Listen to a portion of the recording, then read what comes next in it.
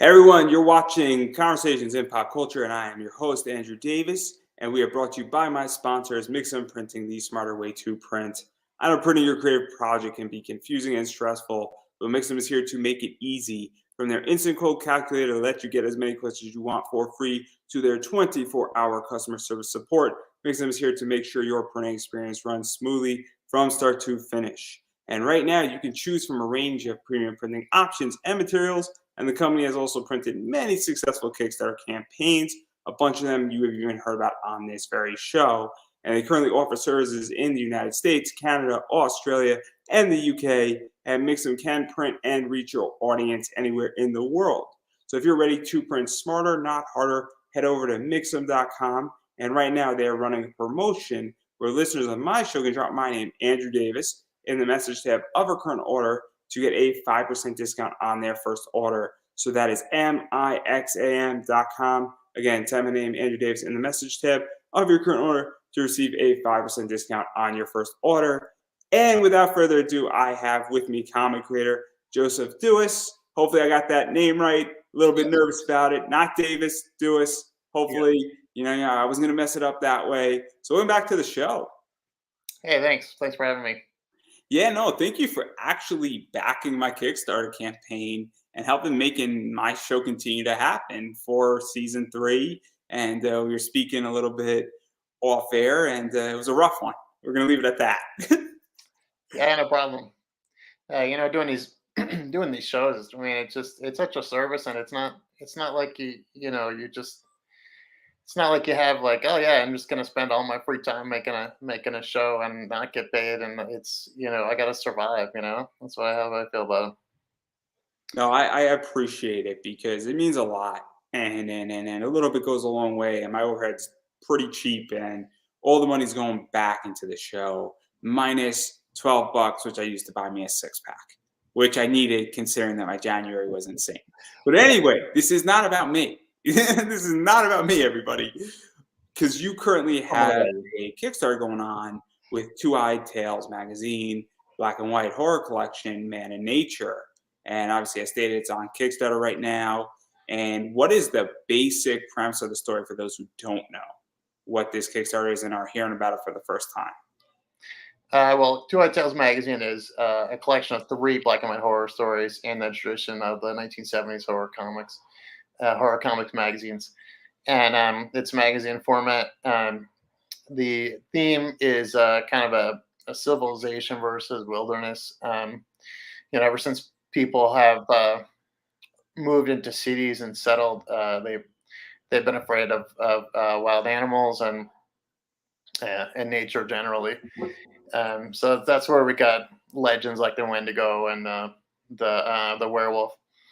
And so we wanted to take that theme, and we have 3 stories that are by 2 different artists, Greg Warrencheck and Milana Ferris, who came back from the first Two-Eyed Tales, which is a previous collection we did that is standalone. So you don't have to read both of them to understand what's going on.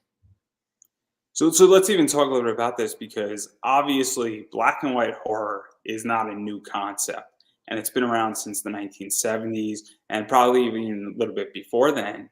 And so what was this like? Because it is old school in a lot of ways. And it is that sort of Marvel old school indie comics vibe that's going on. And where did this idea even come from? Because it's not what is being done in horror by Boom Studios or other companies. It's kind of a throwback in a lot of ways. And it's kind of retro and kind of cool.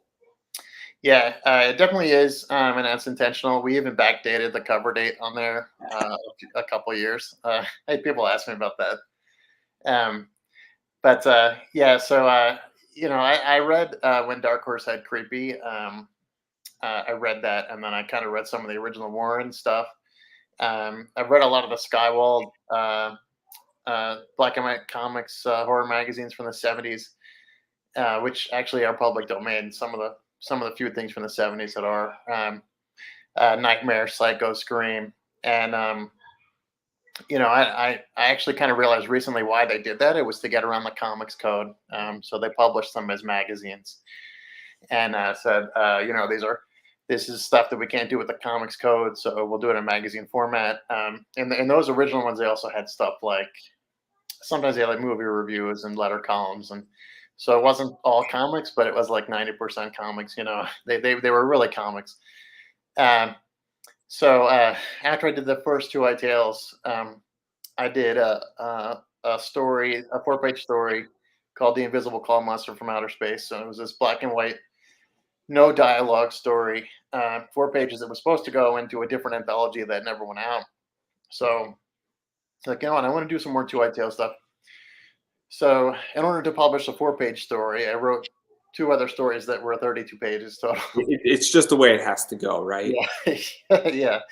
Uh, so one of them was in the first two White Tales, we had a story called "Bless the Children," and there was a character who was on 2 pages, and of the 15-page story, we never developed. So I wanted to do a story about his backstory that had been kind of bulbing in my mind for a while. So we published "Bless the Children" first in 2017 as a standalone, and then it was part of two White Tales in 2019. So it's been a few years, and I've been thinking about it. So he was a northern peyote Native American. So I did a lot of research into their mythology, and Yeah, we're going to talk about this because okay, there's a lot of stuff going on with yeah. this. Uh, So so this is what it looks like, one of the yeah, pages, and this is another page. yeah, That's not another page. That's a different one completely. I'm getting ahead of myself, but yeah, this is definitely a page from it. yeah, And it's interesting because you had Greg Warnachuk, or I'm probably getting his name wrong, come back on this, who did Bless the Children. And this is almost a prequel in a lot of ways to it. To some degree, it ties in. Maybe it's not a pure prequel, but it ties in, yeah, and it's sort of like 30 years ahead of it, and it kind of leads into it. And so, what is the story behind this? Because there's a lot of stuff going on with a traveling merchant, and he's seeing things, and it's horror based, and I don't know what's real, what's fake, what he's imagining. I don't know if he's schizophrenic, and it's all that stuff going on, and it's really interesting. And it's also the idea that it's done in the manga style, and you gotta rotate your book. yeah, yeah. Um, yeah. So we did that with the first one. We did it in landscape, and then two White Tales. We had that one landscape story, and the other rest were portrait orientation. So I did the same thing in this one. So we have the one landscape story and the two portrait stories. I did them in landscape because in the early 19th century, there were just a really handful of comics, and they were sort of in that landscape orientation, not exactly the same size, but in that landscape orientation. So I wanted to kind of keep it in that. But yeah, it's not like I said, it's not really like a straight prequel. They're not really related to stories, but you kind of get more of a sense of who this guy is when he appears on 2 pages of Bless the Children, and how he got there, and because I mentioned in Bless the Children that he's without his tribe and he's on his own, and so wrote the story showing how that happened. Yeah, because there's a lot of stuff in this story, and obviously I sort of tease a little bit of it, but it's also dealing with Northern Paiute folktale, and I might be getting that name wrong too, so I apologize. And you're blending that into this story, and then there's the horror aspect. So what was that like? Because I'm taking you're not necessarily an expert in that type of folktale, but getting to research it and then really transforming it and introducing elements of it. What was that like? Because it is something that I think isn't really explored all that much, and it makes the book different. Yeah. So we see mythology and fiction used in fiction a lot. But I was kind of tired of seeing the same mythologies over and over. We see Greek, Roman, Norse, and in the U.S. when we get things imported from Japan, we see East Asian stuff too.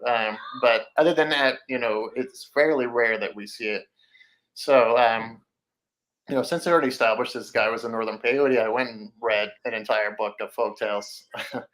The from their traditions, and so I worked mostly. It's based on the legend of Nuwuzohu, who was a cannibal giant, and he roamed the earth before the human people, and there were only animal people, and he ate the animal people. So the rest of the animal people asked Coyote to go put a stop to him, and Coyote, according to one version of it, turns him into stone. And the northern peyote in Oregon, they said that that Nuuzohu is still there as stone, and you can still see his face there, and to a lesser extent some of his fingers.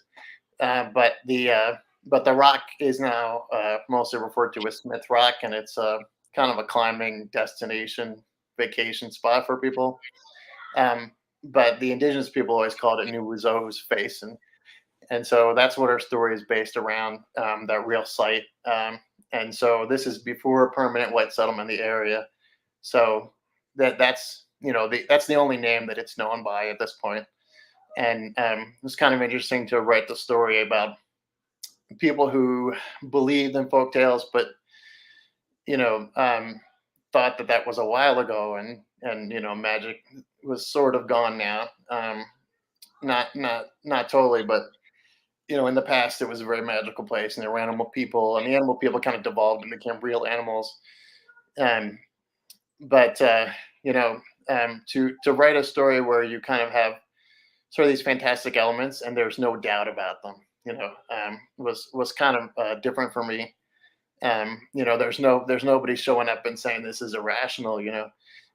There are characters who say to the main character, he finds out about a meteorite that's hit Nuuzohu's face, and his essence is leaking out, and all the wildlife becomes cannibalistic. They all hunger for human flesh. So he goes to seal the crack, and his wife and his brother track him down, and first they try to stop him, but then they're kind of talked into helping him. So it's up to these three to make it to the rock without being eaten alive by something or other. Yeah, and a lot of stuff sort of happens. And as I was stating, we sort of see some wolf spirits in there. We see bugs crawling on them. Also, they're sort of going in, and there's that igloo scene in there as well, where they're almost building an igloo or implying that they're going to build an igloo, which is a really cool thing because that's actually how it's supposed to be done, which is a nice little touch. Where, in case anybody hasn't ever seen an Eskimo build an igloo on YouTube, it's one of the most fascinating YouTube videos ever. Spent like 20 minutes watching. I'm like, I was mind blown. Yeah. And it was tranquil and it was mind blowing. Yeah. But even that's a nice touch that it's actually factually accurate and it's paying, some respect. And that's something that I really appreciate about your book is that you didn't just gloss over a little tiny detail like that. And then also there's other things that are going on in this where he sticks his hand in what's supposed to be cold water and then it's like hot, and Yeah. we're really going down this path where Yeah. there's some real spirit stuff going on, and you're touching upon some interesting things. Yeah. I actually did some research, since I live in Colorado and live in Oregon. So I was doing some research about like what kind of animals would have been there then. So we kind of focused on some of the types of animals, and I wanted to give a good range. So we have aphids in there. We have a bear and birds. We have we have all kinds of animals in there. There's one panel where I just told Greg just to draw anything, just put as many different types of animals in there as you can. So it was really fun, and I think it kind of resonates, the idea of animals being dangerous. Like, it isn't necessarily that every animal is dangerous, but the idea that we think we understand nature, we think we know the rules, and we really don't. We always think we have things figured out, and then it's not there. Whether it's your religious belief system or science, we don't really know. It's never something that nature. It's never something that we totally have figured out. Yeah, and it also, and maybe I interpreted the entire thing because I got to read an advanced copy. And I'm going to preface that. I'm trying not to ruin too much, but I interpreted that nature is its own entity and it is rough out there too. And that while these animals to some degree are figuring out how to survive and they're able to cope, these three humans are not prepared for it. Yeah. It is a brutal, brutal area to be in. And not saying they were unprepared, but they weren't prepared enough in a lot of Yeah. ways. And, that's how I interpreted it. Maybe I have a different interpretation on how you wanted to write it. But like, I viewed it almost as man versus nature. And, well, nature's sort of winning the fight in Yeah. this issue. Like, Yeah. and it's a very interesting read. And I mean, it was a little bit hard because I had to like tilt my computer this way to read it, but then Yeah. that's not the point. Yeah, No, the final one, yeah, no, the final one would actually be 2 PDFs. That's how we did the first one. So you won't have to turn your phone. Uh, minus that, it was great. yeah, maybe that's good. It makes you kind of feel disoriented while you're reading it. So I thought my mom looked at me and she's like, "What the yeah, hell are you doing?" uh, It was a very funny moment in my life. Somebody should have taken a picture of how to read comics the correct way. yeah, yeah, But even going further into this, obviously Greg came back because he worked on Bless the Children. And what was this like having him back working for you and doing the art and knowing that you worked with him before and that I enjoyed Bless the Children because I read that before as well and really bringing him back into the fold and knowing how what he can draw and what he can unleash, but also doing a sort of manga black and white. I don't want to say raw comic, but it's got a raw grit feel to it as yeah, well. And knowing that, you're saying, hey, I like the way you work and I'm happy that you want to continue to work with me. Because I would imagine it's a compliment when an artist is like, you approach an artist like, yeah, I want to be back in. Let's do it. yeah, yeah, yeah. Yeah, I wanted both of them back to kind of give some continuity because they were the 2 artists in the first 2 Tales. But also I just kind of wanted Greg back because the uh, the first story was kind of related to Bless the Children, and I wanted Malana back because I wanted to do well. First of all, he had already done the 4-page story for us, but I also wanted him to do the 10-page story for us because that takes place in Asia, and so I thought it was kind of cool to have like a manga style, kind of like the first one we had one in Japan that was in manga style. So Yeah, no. And even talking about manga style, because obviously, and even going off of that, manga for the first time, I think last year overtook American comics in the way they were selling. And I understand it's a little, maybe not comics, but graphic novels is a better word to use per se. And obviously, manga is a very hot commodity right now where a lot of people like reading manga. I'm a big manga reader, and there's a lot of reasons why.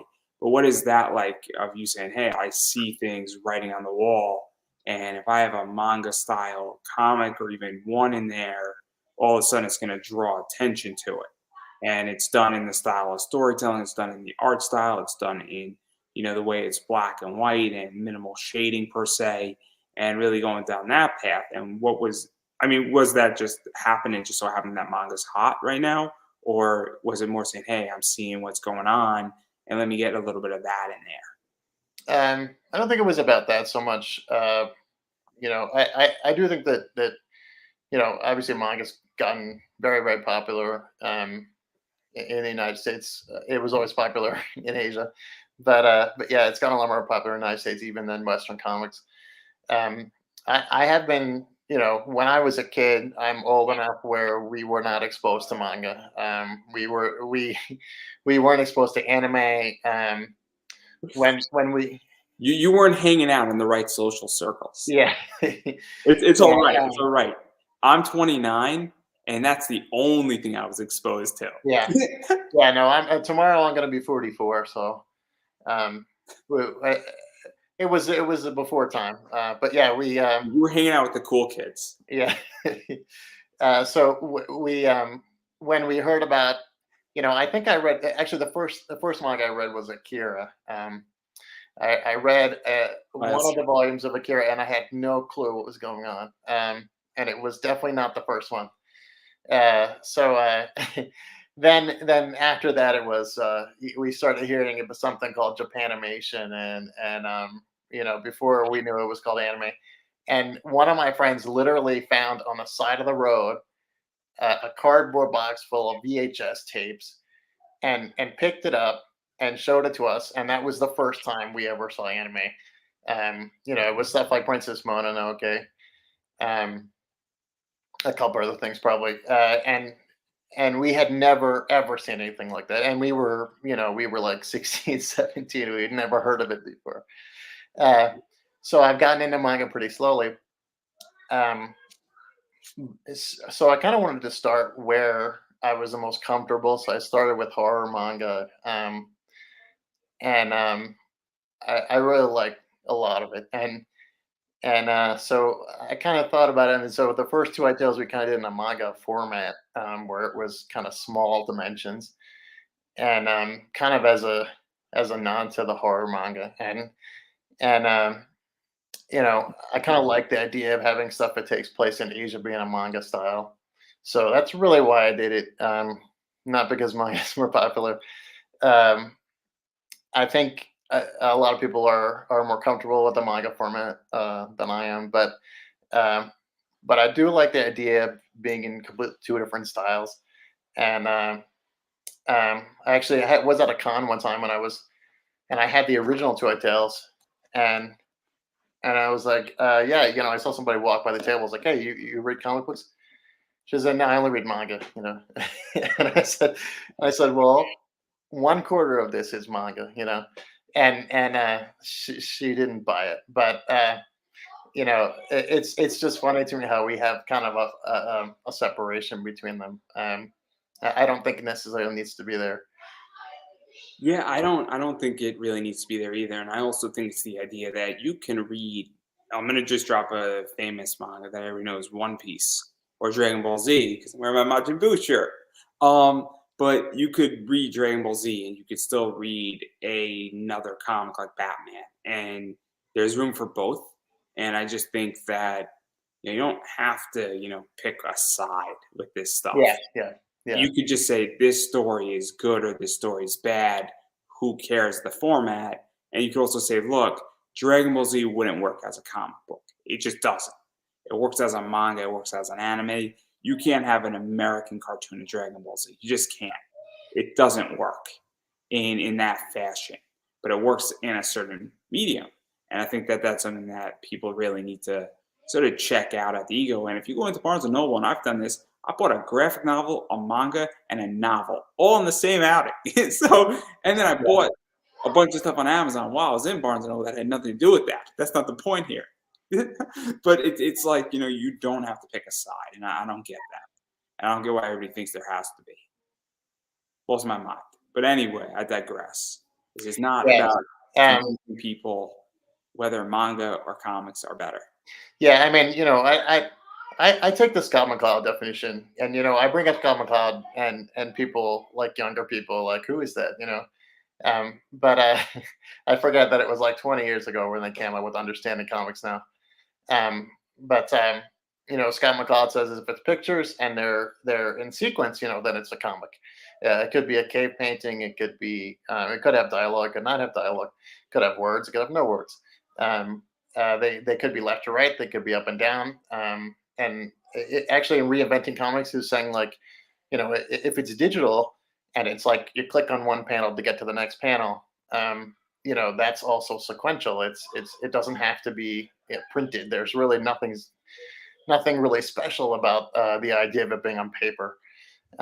So I always take that definition where like, and people will argue with me, like people get in fights with me all the time, like manga. What's the difference between manga and comics? Yeah, there are tropes that are common to either style, but they're not exclusive. And I think that it seems kind of weird to put them in separate categories. I pick up a Sandman, then I pick up Death Note, and it's the same. You know, Yeah, I read a lot of stuff, and I'm a big digital comic reader. I have a Comixology subscription, and I don't view my digital comic inferior to a print comic. I yeah, also yes, pick up print comics, but the reason why I have a digital subscription to Comixology, and whether you like Amazon or not, that's not the point here. It's the idea that I'm not going to go and pick up 48 issues of Sonic the Hedgehog when I legitly want to chill out on my Saturday and read it for 6 hours and it's convenient. Or Zenoscope has a big library. I'm a huge Zenoscope fan. And that's the thing about digital for me is that it's just there. And Yeah. for me to buy it would be way more expensive than $6.37. Not to mention, I'm going to have to store it. And that's the bigger problem for me. But again, I agree where if it's pictures, words, and in an order, Yeah. I mean, it's just comics to me, and whatever you call it, you call it. I don't really care as long as I get to read it. But that's how I feel about it. Yeah. But that's some people, you can fight me on it, everybody. I don't mind. No, that's all right. Right, Yeah. after my Kickstarter experience, I am ready. That was Uh, training ground, guys. That was training ground. You know, yeah. fighter Yeah. boot camp before they go into the fight into the octagon. I mean, this is what Ronda Rousey needs to go through to get back into UFC. If she could survive my January, she'll be champ in no time. Yeah. In no time. Yeah. Well, toughens you up, I guess. Uh, Maybe I but should call Ronda Rousey and put her through a Kickstarter like I went through. And we'll see. We'll see how tough she gets. She might yeah. break in week 2. Yeah. Yeah. Every Kickstarter is a little rough though. So, um, I'm just saying. I'm just saying. yeah. You know that this is gonna be clipped out and tweeted right sent to her. You and me both. We're gonna get so many views. It's gonna be Yeah. great. This is the TikTok moment Yeah. of the interview. But anyway, if we're gonna have a TikTok moment, we might as well sell a bunch of your books, right? Yep. Might Exactly. as well get you massively funded. So it's Yeah. see, this is what happens when people pay me to be on my show. Like Yeah. we Exactly. wound up talking about your book and we wound up getting you funded. That's the goal here. But I do want to talk about the second book, which out of the bunch, and I'm gonna be very, very honest, I actually enjoyed the second one the most. And your second story, which is The Pure of the Void or The Purr of the Void. Yeah. The Pearl of And Wood. Yeah. this was super, super interesting, actually. And obviously, it's dealing with a lot of stuff, and it's an interesting take on werewolves, where werewolves are sort of attacking people, and then they're also massively committing suicide. And it's a little bit more complicated than that, where there's a curse with werewolves and a variety of other things going on. And it's almost like you become a werewolf and you can't beat the curse and you got to go bite people and kill them and all sorts of stuff. Yeah. And the only way to get out, and sorry for ruining it slightly, everybody, is to commit suicide. And where That's did on page one, so we didn't ruin it. Yeah. because where did that idea come from? Because it is so interesting, and it is a different book. Yeah. I mean, I read the description and then I read it on your Um, paper. I'm like, that's just what? page one it describes. Yeah, and then there's 9 more pages. Yeah, but it's I wanted to do a werewolf story that was different. You know, the idea of werewolves is kind of the fear of wolves. People who live kind of in rural areas and they're afraid of wolves coming and eating the sheep and maybe attacking small children or whatever. And that's kind of where it came from. But I was like, I want to do a werewolf story because I've done different types of monsters, but like, let's do a werewolf story, but it's not going to have werewolves in it. Like, let's do a werewolf story that's um, completely different.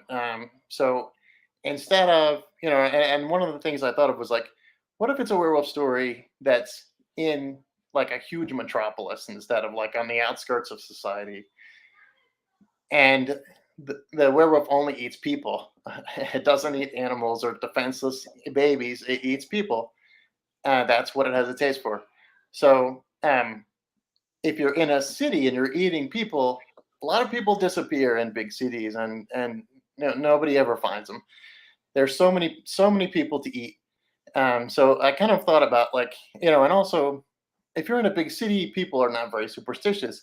They're not going to believe you if you say you're involuntarily turning into, in this case, a leopard, um, and eating people.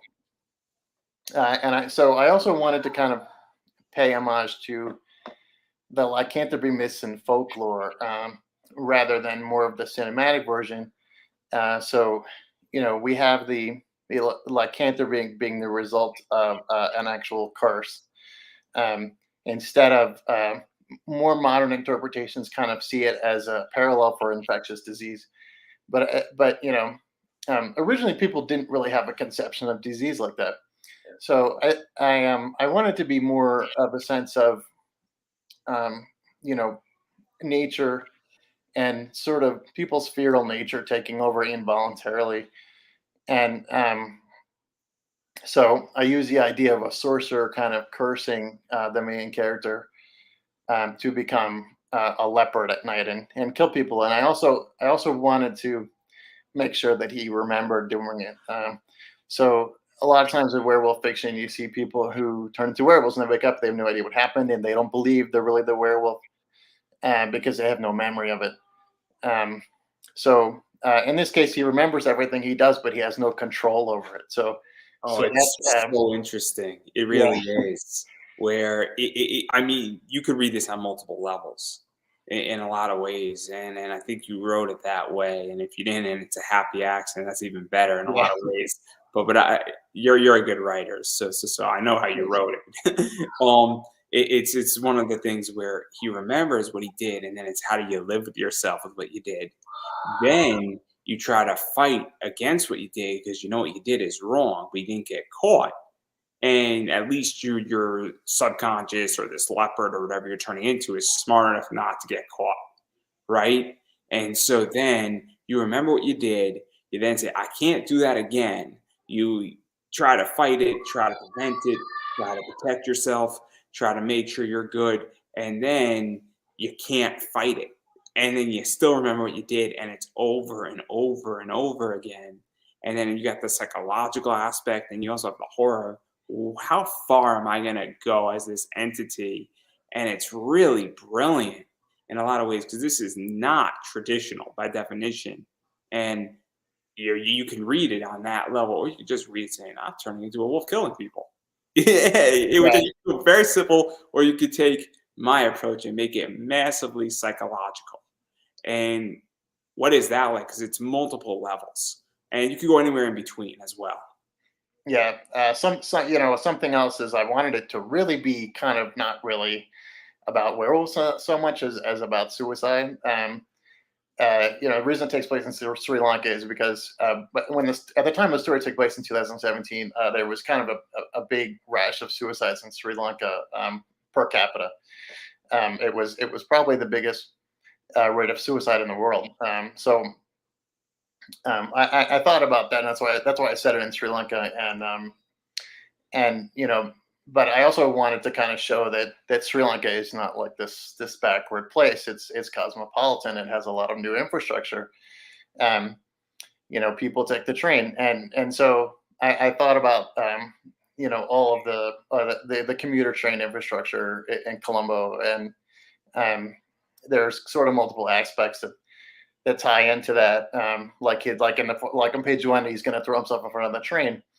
Um, I wanted to show how to kind of like the tragedy of suicide and how people kind of feel like they're such horrible people that they can't go on, that they can't control their impulses. Yeah, and then obviously it's even that conscious position where, and maybe I didn't even think he was so horrible. I just think he wanted to end the pain with it, and he wanted to get out of this curse. And he's like, I gotta stop this problem because it happened because he was a witness, and then the curse sort of passed on to him what he was becoming, and then he goes and he throws himself in front of a train, and while he's out of it, because obviously he's dead, and this thing is sort of a parasite slash a curse, it jumps into a new person, and the cycle continues, and the cycle repeats to some degree, and it's this idea that at least, you're dealing with that. And the suicide for me was actually almost a mercy kill. And I viewed it very differently. And then again, I viewed this entire thing on a whole different level. And most people, and I might be corrupting people who listen to it, but that's something that I think is so interesting about this story is that it leaves a boatload of interpretation because you could view it that he couldn't live with himself anymore, or you could view it that he wanted out and he said, I got to break this curse and I got to do the just thing in a lot of ways. And maybe I'm a political science major, and maybe that's my background to view it, but that's something that I just thought was very interesting. And I don't know if that was the intention or. Yeah, yeah, that's definitely the intention. And when the cultist curses him, I'm not giving too much away, but when the cultist curses him, she has to give the last of her life force to do that. She has to die to give the curse to him. So to me, that's kind of a parallel of the cluster effect you see with suicides, where one of your friends kills himself, and then you think about doing it. So that's also why he doesn't pass on the curse to others when he bites them, because the curse really is the suicide. Like that's kind of the way I was thinking about it. It's not a traditional where it's a disease where he's infecting other people. He personally is the only one doing it. He's the only one who turns into a leopard and kills people. So that kind of makes him feel even worse that he's the only one that's doing this. Yeah, and it creates a whole nother thing where you're alone and you're isolated, and then you're like, "What am I doing here?" And I'm killing people, and I'm the only one who's killing it. I don't have a clan, and you're one is a lonely number, right? Yeah. And two could be just as bad. Yeah. Yeah. Three get you a copy strike on YouTube. Yeah. Yeah. But like it's really really interesting because again it's multi layers, and what I like about it is that I think, what is this, like 10 pages or even less? Yeah. 10 pages. Yeah. And so it's very interesting because there's clear a very short window for you to write this, and there's not a lot of dialogue, there's not a lot of panels. I mean, what is there at most? 40 panels, over 10 pages at most. And what is that like? Because you wrote a complete story, and you could have gone, I mean, we could have, and I would imagine that you could have gone at least another 15, 20 pages if you wanted to some degree. But what is that like to really write in a short facet? Because it is nice when you write short. Yeah. Um, I mean, I don't know. Maybe I'm a little biased, but it's easier for me to write shorter stories than harder than longer stories. And I think doing these, I'm doing this book, and I'm probably doing about three more short story collections after I get done with this one. It was almost kind of like a palate cleanser because I just did Receipt of Dracula, and that was like 112 pages altogether. And it was a really hard book, three books for me to write because um, there's so many moving parts when it's longer, and you kind of have to move stuff around, and if you move something, it might break something else. And um, so when I did this story, I just said, I'm just going to keep it for however as short as it needs to be. So it didn't go into like a ton of detail on it. But at the same time, just kind of give enough so that you can understand the layers of it, and have it be just done after 10 pages. I actually was just thinking about this earlier today, where the whole idea of lycanthropes in a city. Like, I think you could probably do like entire series of comics about that. About you could make it a parallel about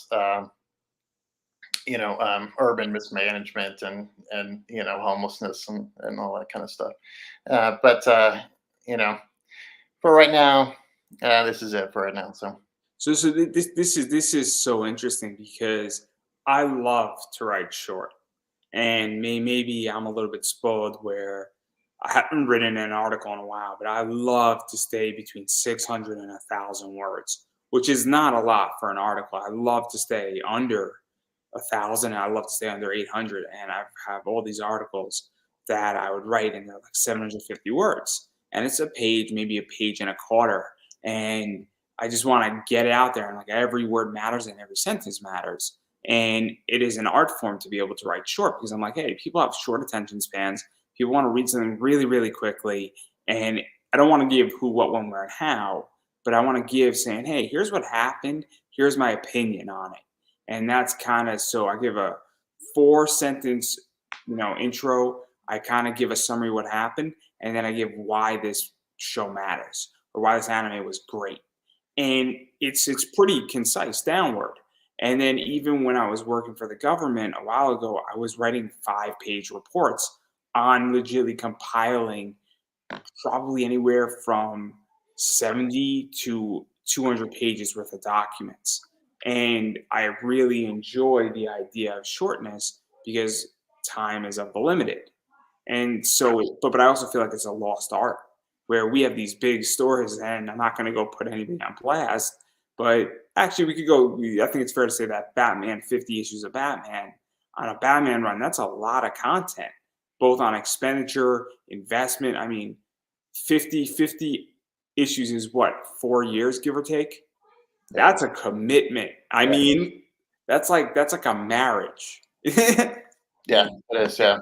And so I'm curious how you feel about all that, and even just that art being lost. Like, I want like an issue, a complete issue, and that's the end of the Batman story. Because like that's where I'm at, is that my attention span is like dwindling. I mean, I got 7 seconds, guys. Yeah. Yeah, I know. I mean, yeah, I mean, I work for government now too. I've been there for 17 years, almost. And if I ever wrote any report that was more than 2 pages, it would probably have been one in a million. They keep you to 2 pages. They kept me to I mean, there's not like a limit, but I want your by the job, time it man. goes through by the time it goes through all the revisions, there's about a paragraph and a half left. I want your job. If I could write a paragraph and a half on reports, I mean, come on. It That's doesn't great. start at 2 pages though. But yeah, but yeah. You're living the Um, dream.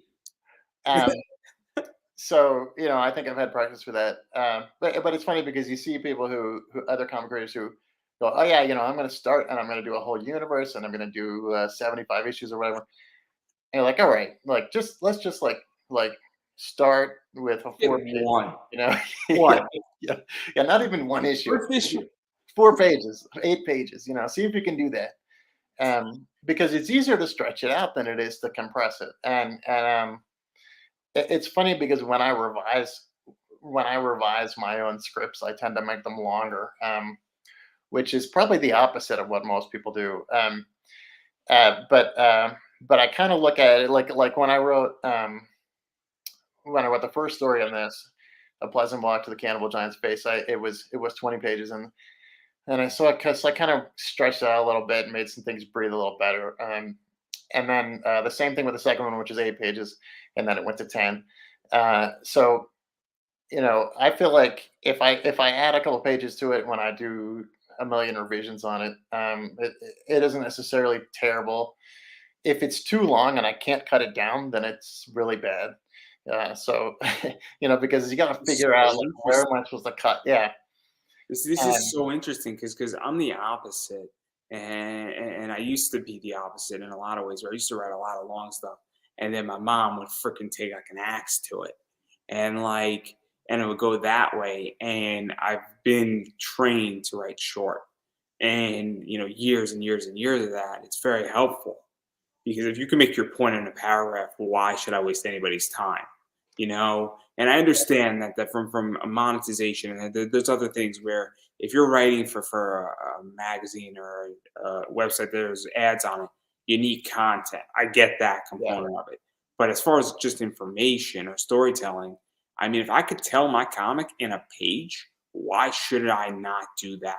Because if I could tell and then the punchline, I don't know if you heard my interview with Steve Tanner, but he had a comic that was a page and it was 9 panels. And by the middle of the panel, the guy in it understands that he is going to die when you turn the page. That is a brilliant, brilliant comic. You cannot, but that story was 9 panels and he's fearing for his life, begging you not to turn the page. And if you could tell a story in 9 panels, I mean, that is the ultimate short of a comic. I don't think you can get any shorter than that in reality. yeah, I mean, I'm sure somebody could do something in like 3 panels if they wanted to, yeah, but in a comic book style, yeah. I mean that's a complete story, and it's just a lost art. I feel, and Yeah, yeah, I do think so. But I mean, I love comic strips. Like that was something that I read a lot when I was a kid too. Just you got 3 or 4 panels and you finished it up. hey, Sunday was a good day in my Yeah, house. yeah, and I had to read the newspaper, you have you more know. comics on Sunday. Yeah.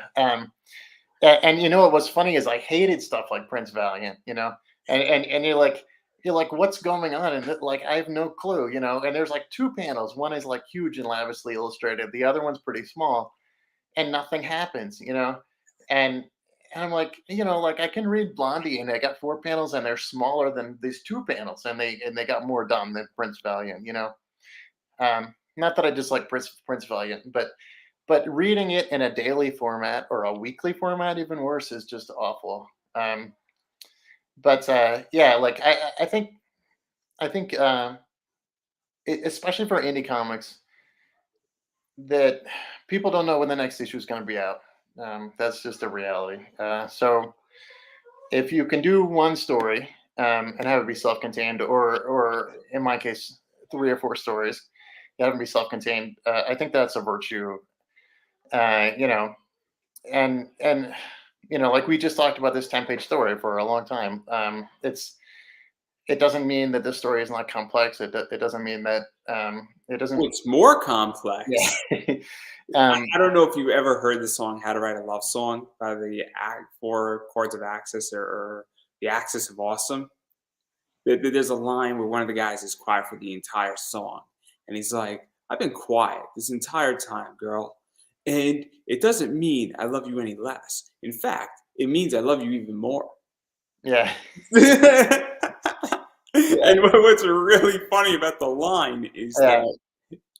that Um, it's just so out of nowhere, and that's what I think is. I think a shorter story in a lot of ways can be complex, more complex than a longer story. Because if I have 150 pages to tell you a whole story about a werewolf who basically became cursed and is slowly killing people, and we go through every single person he's killed, and he finally kills himself to end the curse, well, that's great. But if I can do that in 10 pages, that means I need to invoke emotion in every single panel. And I need to get down and get into somebody's psyche and my reader's psyche to make them understand. And I got 3 panels to get them into the state of the mind to understand. I got like another 4 panels to get them up to the brevity of the situation. And then I have to go and basically build out the rest of the plot. And I got 8 more pages to do that, more or less. And that's a very complicated thing to do. And you don't have any more room to do it. That's a hard story to write in a lot of ways.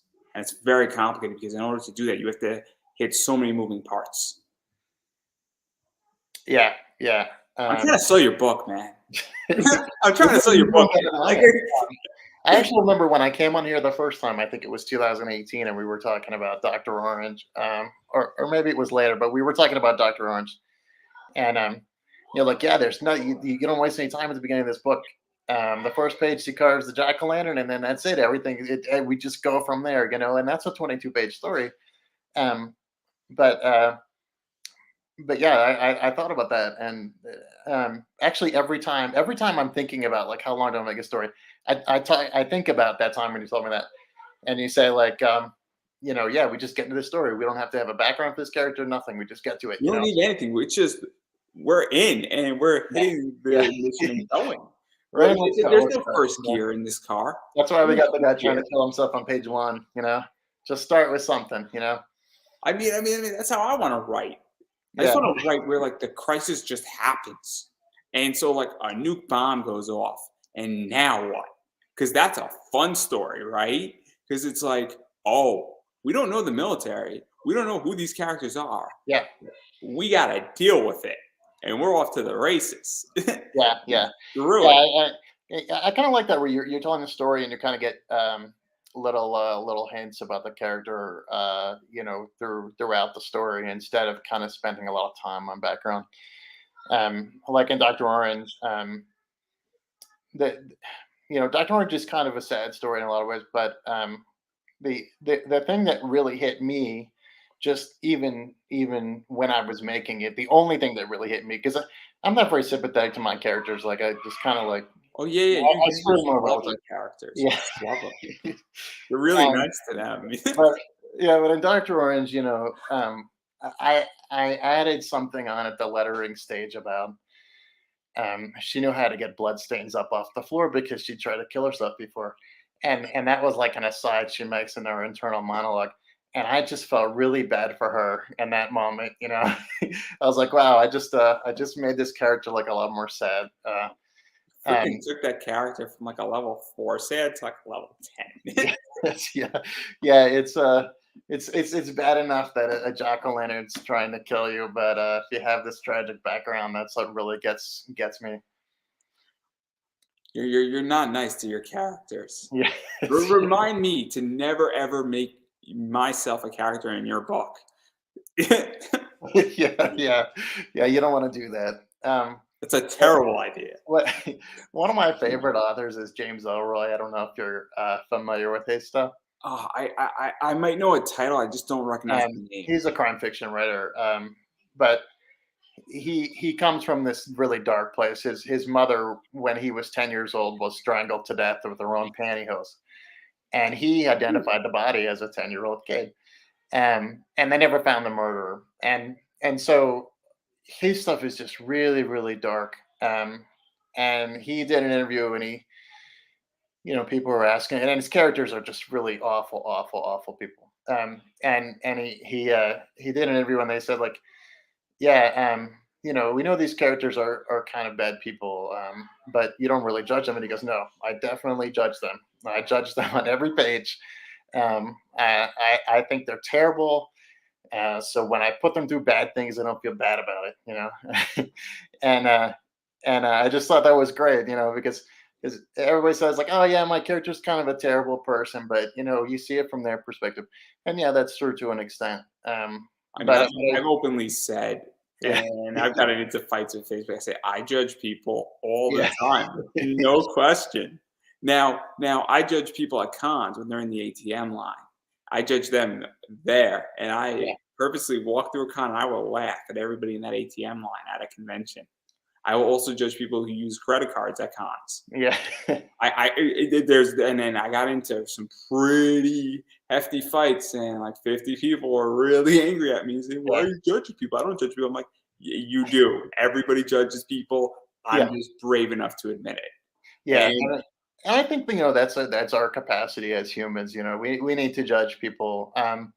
In fiction, we can present people, and we can say, um, I'm going to punish this character who's awful, or we can say I'm going to punish this character who did nothing wrong. Like Chamendra in the second story, he really is a really good person. that's what And makes it so good, though, is that he's a good person and he yeah, did the right thing and he got shellacked yes, and he he got did. he got basically screwed Yeah, and got fucked over. I mean, I don't know how to put that any other way, and I think it gets to the point yeah, where that also raises questions. And I mean, if you're not reading this and you're not saying, "What the fuck just happened?" How like it has to raise some level of your mind has to go to that place. Now, you might not have the F word in your vocabulary when you're reading this per se, but that person just got wronged is another way to put it, or they just got screwed hard. yeah. It's very interesting.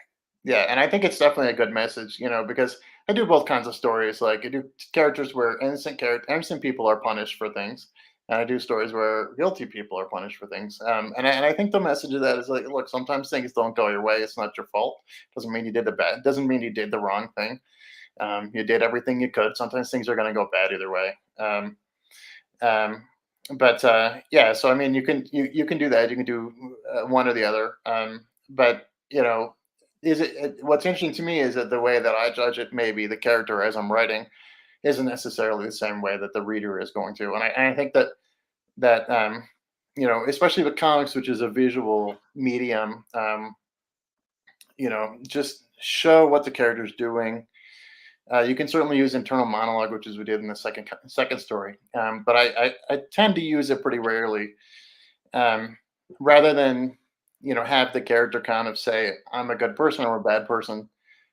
Just kind of show what the character's doing, and people will decide for themselves. I think that what the reader brings to the comic is really interesting to me, because it's almost like an interactive process where you might get something different than what I intended, or It's yeah, you yeah. might, I was yeah. yeah, Continue. Sorry.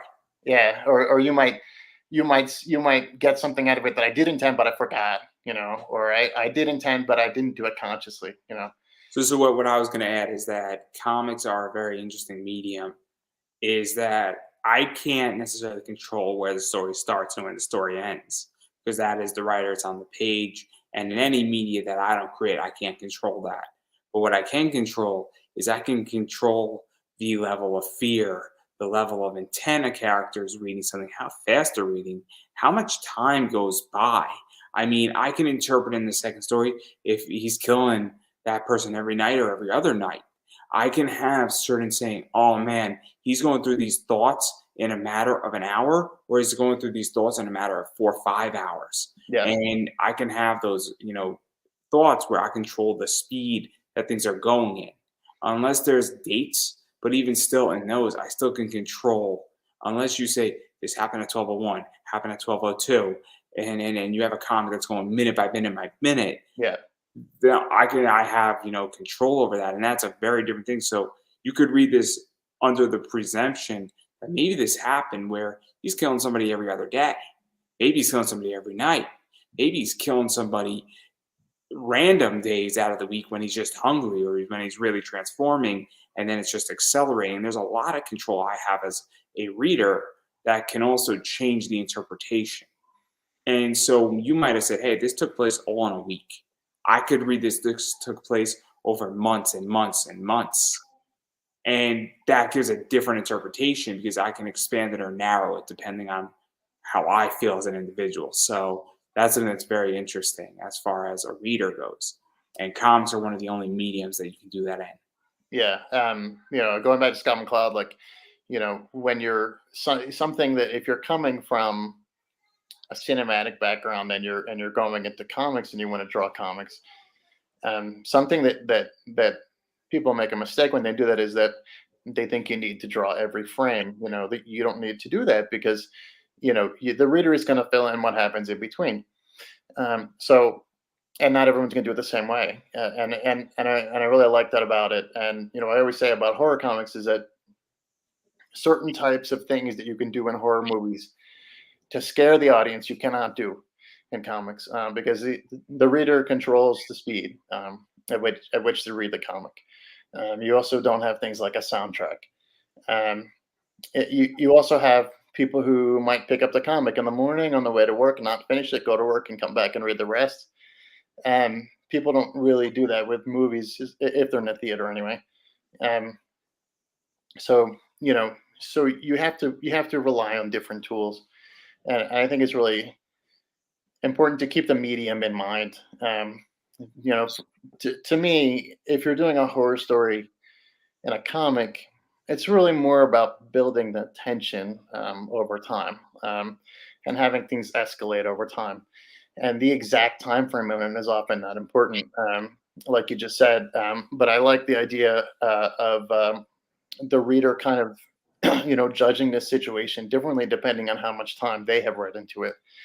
If Chimendra decides to kill himself after 24 hours and not finding a solution, he kind of looks like an idiot. If he's done it over months, he looks like he might actually be at the end of his rope and has just decided that he's done with it. Or even in a week, if Yeah. he might be that it's so bad that there is no other solution and he's tried, Yeah. and that after 7 killings he can't live with himself anymore, and it's not a matter of a solution. He's like, I've done horrible things and this is the only way out, and this is the only form of repentance. And that's another level where that's also the idea, or you're in such pain and it's very, very complicated, and it's such a cool idea, and it changes, and there's a million things. And I think that we could have gone through this entire story live on this show and read it page for page, and everybody could have had a different interpretation of it. And that's what makes that story in particular amazing. Because, and I think it's just underrated. I think anybody who reads this and picks this up is going to say, oh, snap. Like, this is a story I can come back to at different points in my life and different interpretations of. And it's very, very important. I think that people understand that. But there is one more story I want to talk about. Yes, sir. And this is the scariest of them all. And I must say, your writing on this one was off the charts. The dialogue was amazing. And No dialogue. Invisible Claw Monster from Outer Space.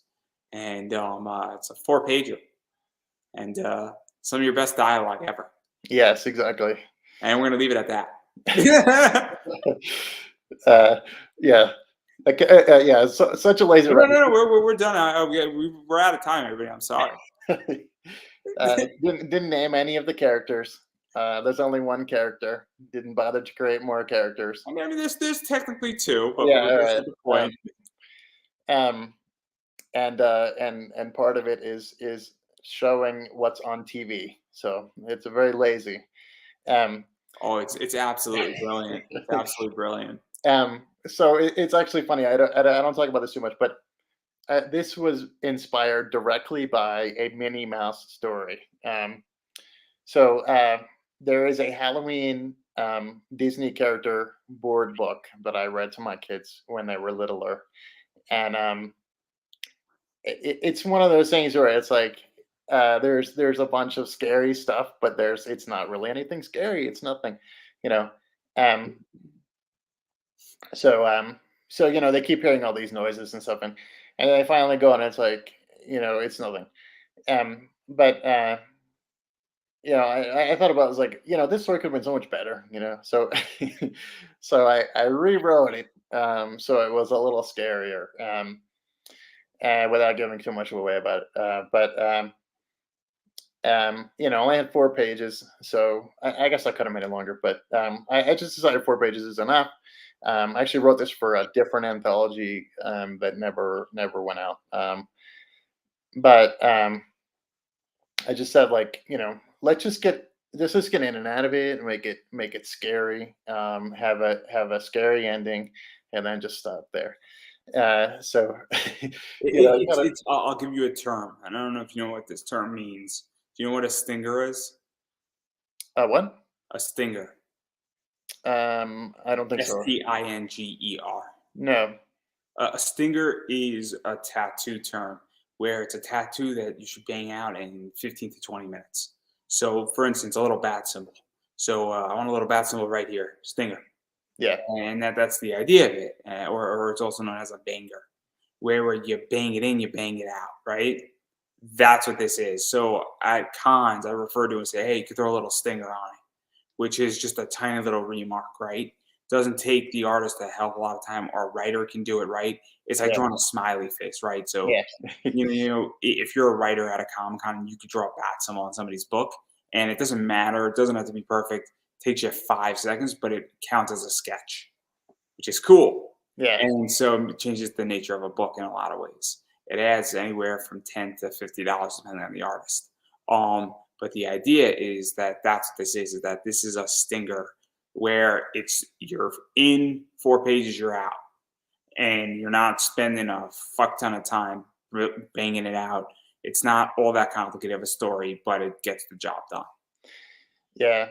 We were talking about short stories before. I don't know if you read any of the DC, the red Superman Red and Blue, or Batman Black and White, or I've read some of Red and Blue. yeah, there's I, a I one enjoy that Red and Blue. yeah, and then Marvel's done like Elektra and Deadpool, and those ones where they have like one color and everything else black and white. Um, They did that with those, Red Sonja too. yeah, yeah, Those were cool covers, by the way. man. It even not taking the coloring thing into account, which I thought was really cool. Um, those comics are some of the best comics I've read in years. I mean, those stories. When I think about superhero comics, and that's what I grew up on. I think about superhero comics, and the most memorable ones that I've read. It is not Watchmen. It's just 12 issues. It's not Dark Knight Returns.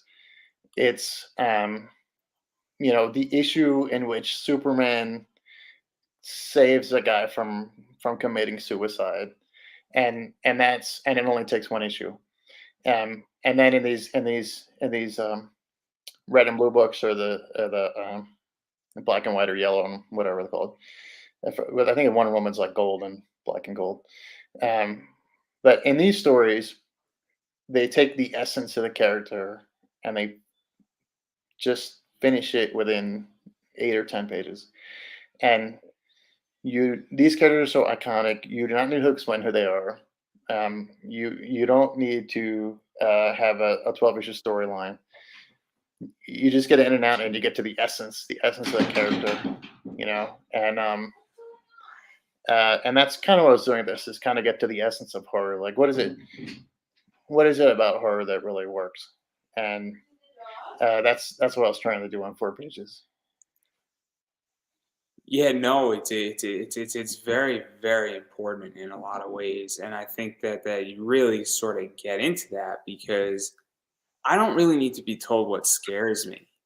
I need to be told how it scares me, if that makes sense. And I think that that's something that you've done really well. And obviously, though, I do want to highlight your rewards for all this stuff because I'm not too sure how much time we got. So I want to make sure that I at least tell people what they can actually get. And we have pictures. Um, and so obviously there's a bunch of stuff, and I could probably talk to you for the next hour all about your book and break down the psychology of it. But this is the physical copy of the book. I think this is cover A. I think this is cover B. I think that this is another cover. I want to say it's a giant size. Yeah. And then this is sort of the retro, I think, of the first one.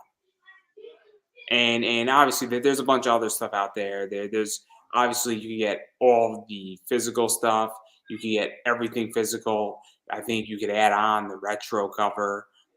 There's also just the basic digital. There's the digital catch up from the first, um, you know, two eye tails Yeah. magazine. It took me a minute. I was looking at those. I'm like, oh, there it is, perfect. Yeah. Um, Two ideas. and then there's also you can get drawn in the comic, which you may or may not want to do because according to you don't shoot your characters nicely. I have one guy every campaign I do. I have one guy who always backs that, and he always wants to be killed every time. So it's fine. Just you should just deny him once. Just deny him once. Well, I had him drawn into Crusader Dracula book 3, and the scene didn't really call for dead bodies, so I have him as part of the Order of the Dragon when they're about to assault the palace in Istanbul. So I said to him, I was like, "You're not technically dead, but you're about to assault the palace in Istanbul, and you're probably going to be killed pretty quickly because the guards will kill you." Um, so that was that. I talked him into that. So See, I find it funny in which that there are companies that you get a certain amount of points in their loyalty program. They write you in and then they might kill you off. I think that's funny. I think it's hilarious. If I'm gonna do something, I want to die in a comic book. I just think it's funny. yeah, I don't know why it's funny, but it is. yeah. I don't know. That's funny. Either. Then what you really do is that you then after you get yourself killed, you buy it and then you get your friends killed off Yeah, because that's funnier. And then yeah, you give yeah. them as a gift. Be like, Yeah, you this get is what I somebody think else of you, for it. man. Yeah, You just hand them the book, you plop it down, you open up the page, see you, you're dead, and then yeah, you just leave. yeah, yeah. No, yeah. That's. I mean, you can do that.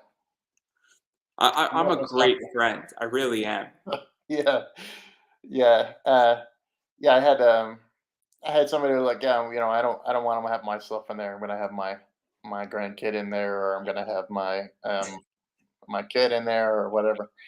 See, Um, see, see, the joke for me gets funnier because my two best friends, they're twins. So if you kill off one of them, how does the other feel? yeah, Now that's a messed up joke. yeah, That's a messed up joke yeah, in so many ways. yeah, And then this is the joke that's gonna get you and me canceled. yeah, And not in the way people think either, because yeah. Well, someone's gonna hear this joke and they'll be like, "I get it." Like yeah, 30 minutes later. yeah, yeah, Now that clearly I got you and me both kicked off the internet. yep, But even going in all seriousness though, you can get drawn into the book, and it's actually a very good tier. Don't be dissuaded by me and my foolishness. Actually, go get drawn into the book, and you can get killed. I think you can live. You can do something else in the book. You could just be there, yeah. and I think in this specific one, you are hanging out at Animal Village with the animal people. So yeah. You can make some new friends. yeah, You can never have enough friends. Is all I'm yeah, gonna say. And in my world, we don't discriminate against anybody or any animal, except bees terrify me. So if you put me next to a bee, yeah, yeah. yeah. No, thank you. I Yeah, prefer not to have honey. yeah.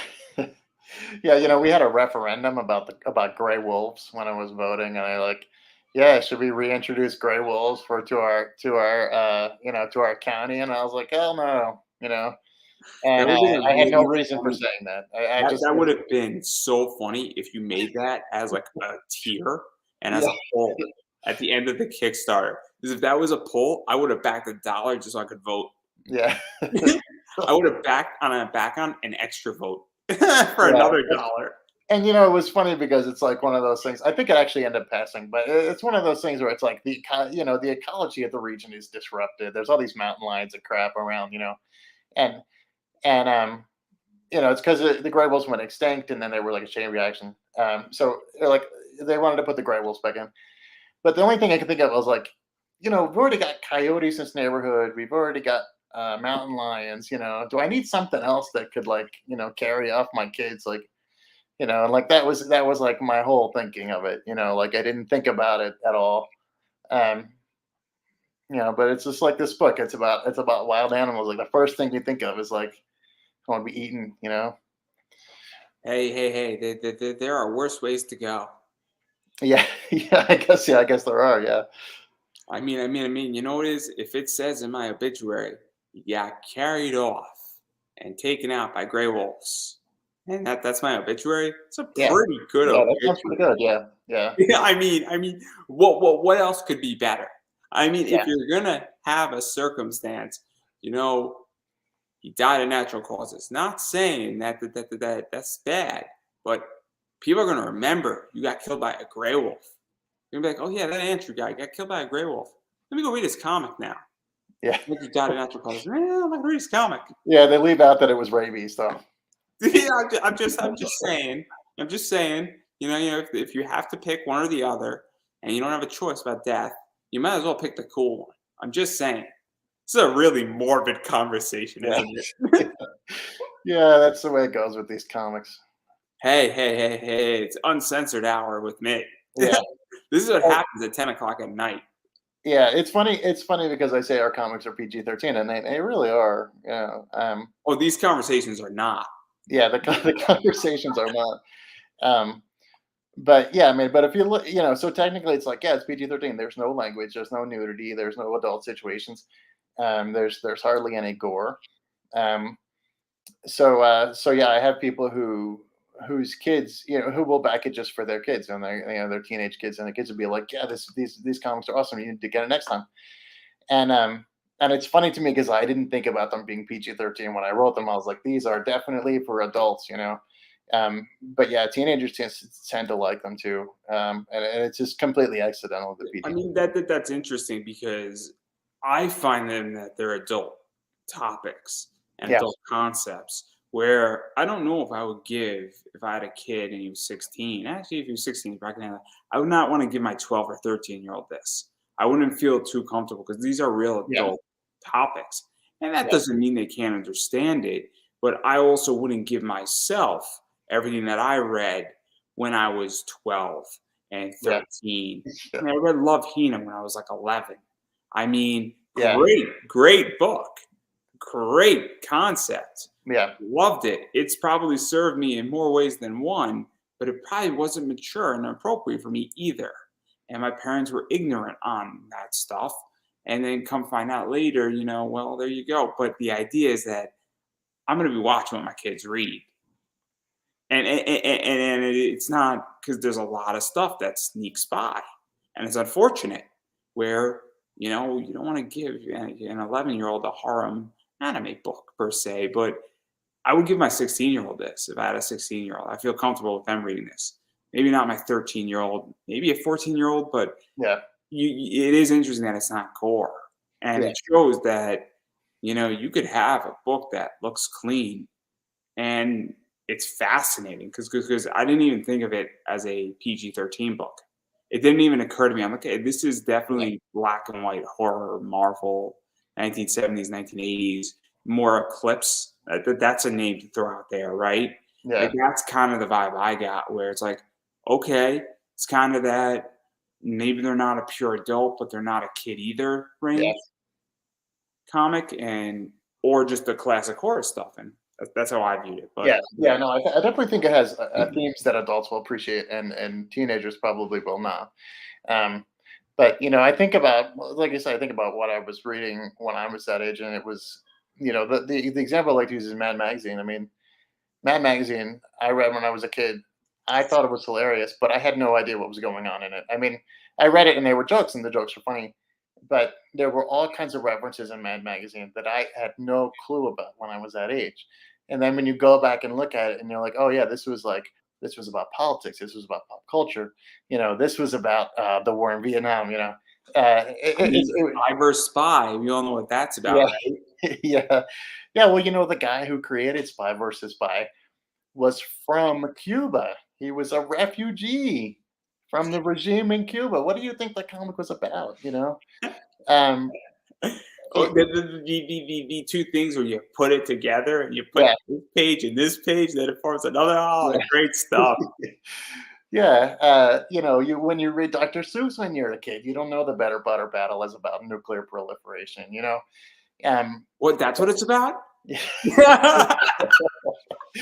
um, but so I think it's definitely one of those things where teenagers could read it and they could like it, but they won't necessarily understand the bigger themes of it.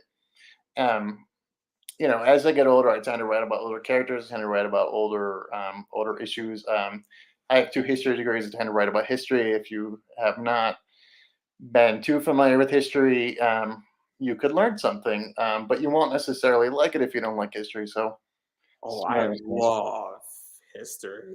My favorite topic is the Mamluks and the Janissaries. That stuff is fascinating. Yeah. And I mean, I don't know everything, but when I read about it, I'm just like enthralled. And I don't really want to take a class on it. I don't want to know. I don't want to repeat information on it. But like when I'm reading about all this stuff, and then just it's amazing. But yeah, if you don't like history, man, there's a lot of cool stuff in history. Man, yeah, no, one of my friends who really, really likes comics and actually had a GIS degree, said she took a history class and absolutely hated it, so never took history again. And she took a comics history class, and she said, "Oh, I love comics history," which Like when I was in school, comics history did not exist as a class. Like that was not something that we had. I was not fortunate enough to have comic Yeah. history. I just had Paul Levitz teaching me for Um, writing for the media. So that was my yeah. comic history. He was a professor of mine for a semester. And so she actually collects the Ditko Lee Spider-Man comics from the 60s and 70s.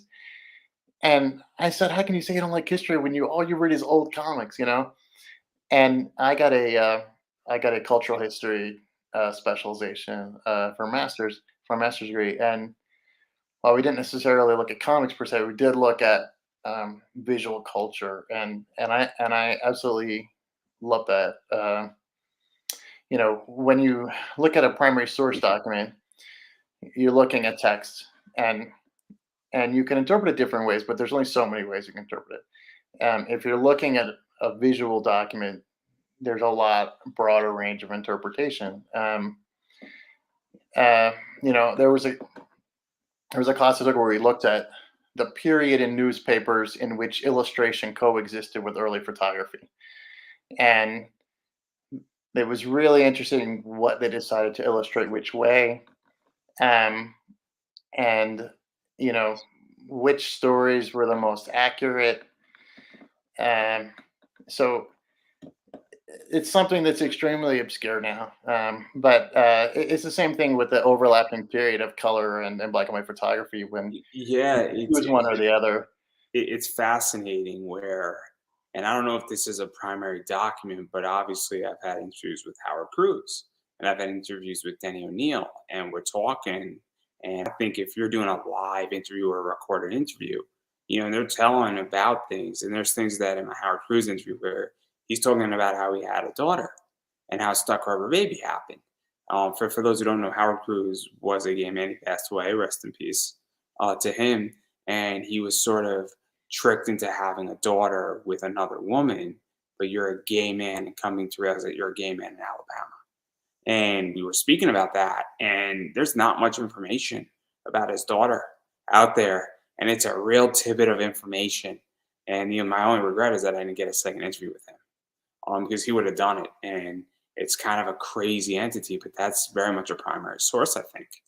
And I think people really just don't appreciate that stuff. And going back into newspapers, and I don't know if you've ever been to DC, but this museum is not in effect anymore. But the museum is a very cool museum where they have all these old articles, and you could pull something out from like the 1820s, and you're seeing what's on the newspaper in that time period, and it's fascinating. Yeah, yeah, it really is.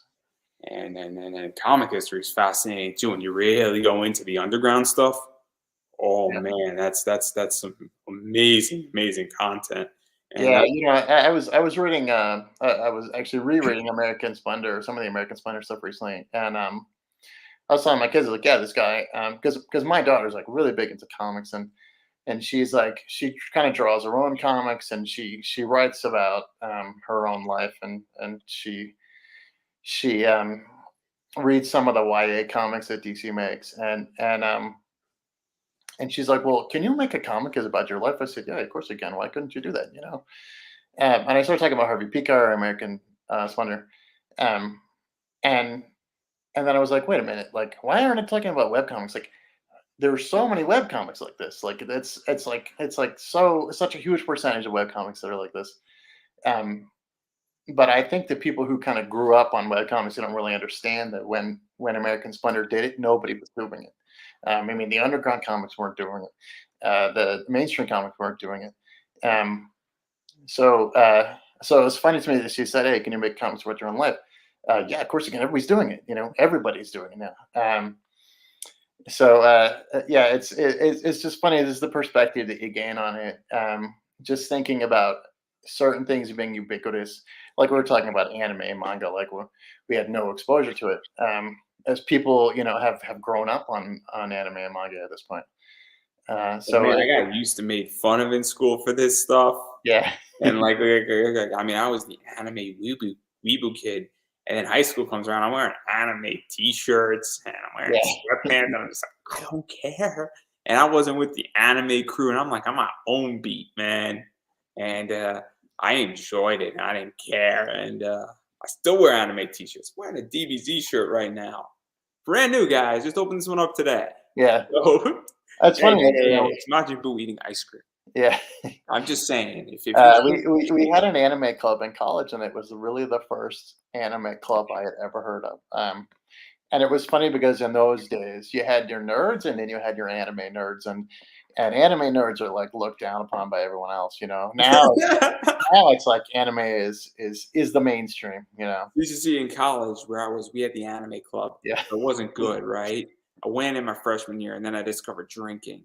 So then me and my best friend in college, we created our own anime club called Let's Get Drunk and Watch Anime in my dorm room. And that club had a few honorary members once in a while, so we would call in, and it was great. And it was just one of those things, and I had a blast. And that's the true anime club. So you're watching anime completely plastered.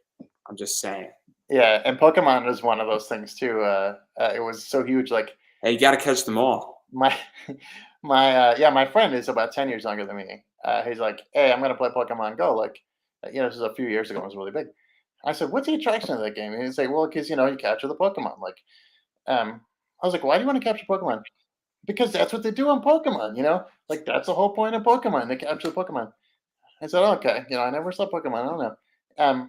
And and he's like, what are you talking about? You never saw Pokemon. Now my kids are like into Pokemon. They're like, oh yeah, I'm into Pokemon. Yeah, I'm what's this 29. Pokemon It's name? great. And so now I'm like trying to get a crash course on like who all these Pokemon are. I'm like asking people like this one looks like a cockroach. Like what's this one?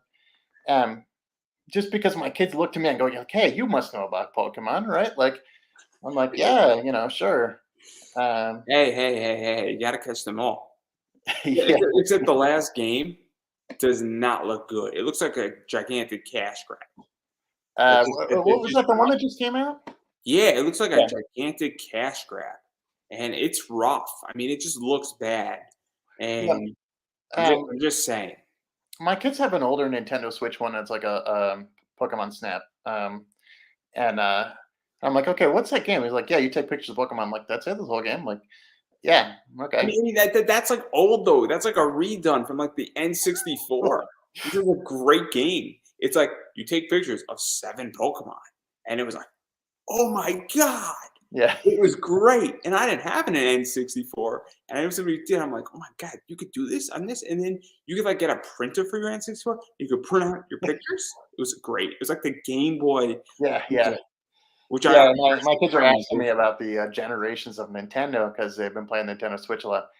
I'm like, yeah, there was NES, there was Super NES, there was something else. Like I couldn't even remember all of them. Like it hasn't been that long, in the grand scheme of things, that there was an N64 and a Game Boy. Um, I'm just saying. I'm just saying that you had a Game Boy printer. You were rich back in the day. yeah, You were rich. You could buy yeah, a Game Boy printer for like 50. yeah. I actually have a printer right behind me, right here. But yeah, there are people who grew up and they never had a printer. So why do I need a No, no, printer? no, not a printer, a Game Boy printer. Yeah, yeah, Everybody had a printer back in the yeah, day. yeah. A They Game used Boy to, yeah, printer meant you were wealthy. yeah, You were the cool kid in school. yeah, Your daddy owned like a business that was like producing millions of dollars if he got you a Game Boy printer. And you were like the guy. And if yeah. you had a Game Boy printer, it was like owning a Charizard in school. You owned the school. And people be like, you're the man. It was great. I'm just Well, I'm there you just go. saying how it There was, you man. Like we are a long far cry from rewards, aren't we? go. I Yeah. wonder what the comment says. Yeah. That's a funny comment. Who is your daddy and what does he do? Yeah. That's a funny comment for this conversation. I should really get back to rewards here. Like we just took like a 20-minute tangent Yeah. out of nowhere. So obviously there's a bunch of stuff, and then there's also several combo packs of everything that I mentioned. And I should probably re-mention everything. So you could get this cover, you could get this cover, you could get this giant size cover, both physical or digital, or all of them in a combo pack, or you could mix and match. I'm not exactly sure, but everybody could get whatever pretty much you want of these covers. And then you could add this on as an add-on, but also you could add on other things, including and we spoke about it, but Super Heresies, which is your superhero book, The Advocator, Doctor Orange, which is a massively sad story apparently, and you treated her well. It's not bad enough that a jack o' lantern wants to kill you.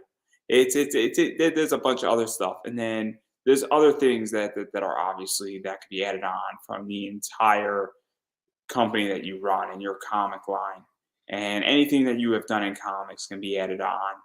I think Bless the Children can be added on, or Bless Children, I forget the full name of it, and a variety of other things. The original, Two-Eyed magazine, Two-Eyed Tales magazine can be added on, and so on and so forth. I don't think I need to go through your whole catalog, unless you would like me to.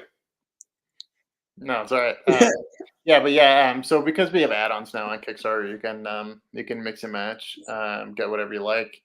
I feel like people are a little bit more comfortable using add-ons now. I know the interface isn't totally great, and when they first came out, people were kind of hesitant to use them. But I'm seeing a lot of add-ons now, um, so you can add on, mix and match, get whatever you like. The rewards are very simple. There's nothing other than comics, theme songs, digital comics.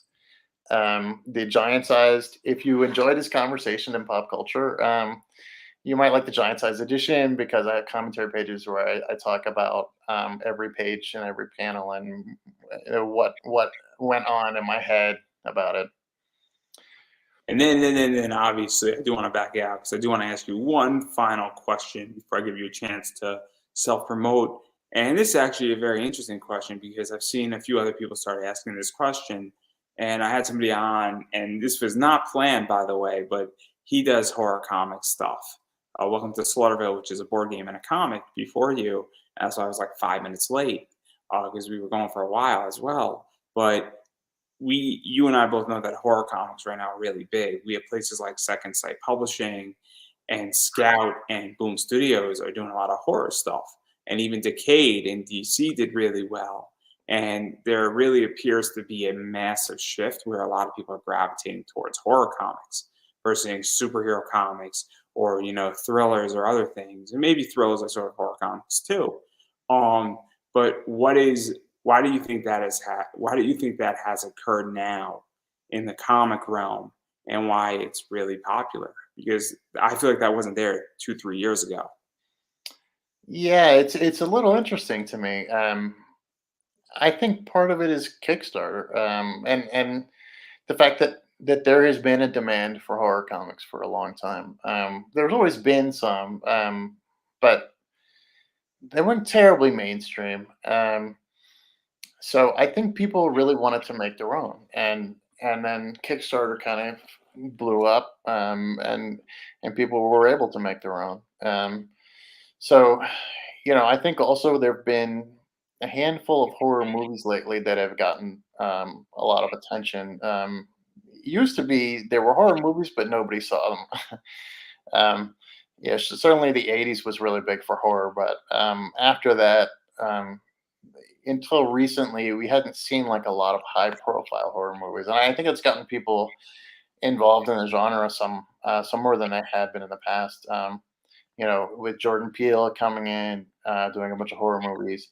Well, Um, that shit scared the fuck yeah, out of me. I uh, was not expecting Jordan Peele, who's supposed to be funny, to yeah. do that. Yeah, no, I mean, I loved Key and Peele when it was on. I was skeptical about him going into the Twilight Zone and doing horror stuff, but he's awesome. I mean, I love his stuff. Um, I got to give him props where I was wrong, and I got no problem admitting I was wrong. But I don't think I was unjustifiably wrong because I think there was questions. But I'm happy I was wrong.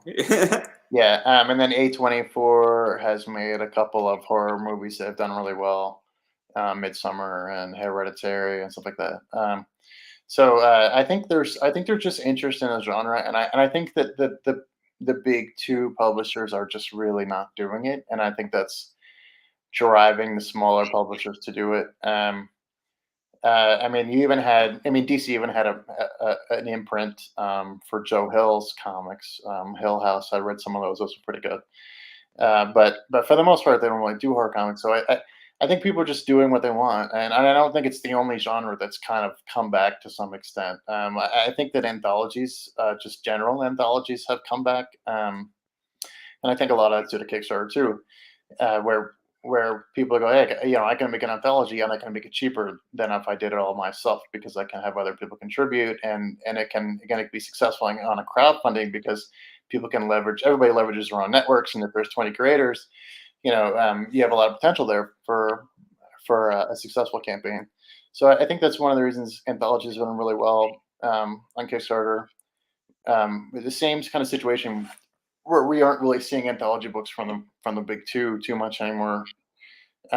So I think just the whole idea of crowdfunding, not Kickstarter only, but mostly Kickstarter, has really gotten some genres that come back in comics that really were kind of dead for a while, and I think that's a good thing. Yeah, no, I mean there's plenty of stuff that I think is really well, and what I'm hoping is going to be the next big genre that comes back is real military comics. So that's kind of my jam, and that's what I really enjoy, and it's one of my favorite topics to read about and write about. And there's just a lot of good content out there on it, but you have to hunt it down. And there's really only one major player doing it on a good comic level right now, and I think there's a massive amount of potential on Kickstarter for it. And if I have my way with that company, I'm going to try to shift them over into that position first and foremost. But I'm hoping that's one of the next genres to come back because I think there's a lot that could be done in that realm. But I digress.